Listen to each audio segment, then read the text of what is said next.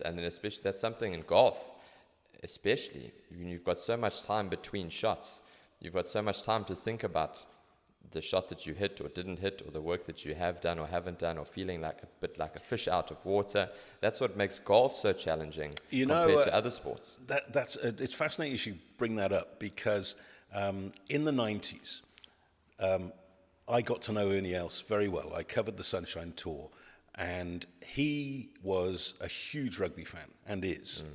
Played number 8 at school, loved Transvaal, as they were then. And at the same time as Ernie was coming up, Colin Montgomery was the best player in Europe, and of course never won a major. Now, here's the difference between the two. When you watched Monty play, you could see that he was waiting to be interrupted. He was looking for a guy in a red shirt 200 meters away who'd move just as he took the club back. Ernie had that wonderful ability to switch off, take 15 seconds to play his shot, and then go back to what he was doing. So I'll give you an example.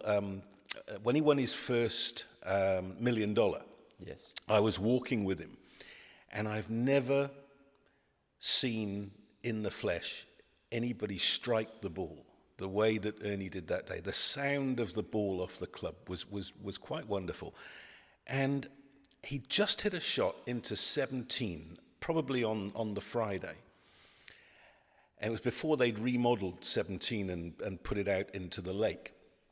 And he hit his shot, gave his club back to his caddy, looked over his shoulder and saw me, and came marching over, and I thought he was going to cuck me out for being in his line. He said, "So what do you think about Transvaal this year? What do you think about the back row? I quite like Combrink, right?" and we had a conversation walking up to the green.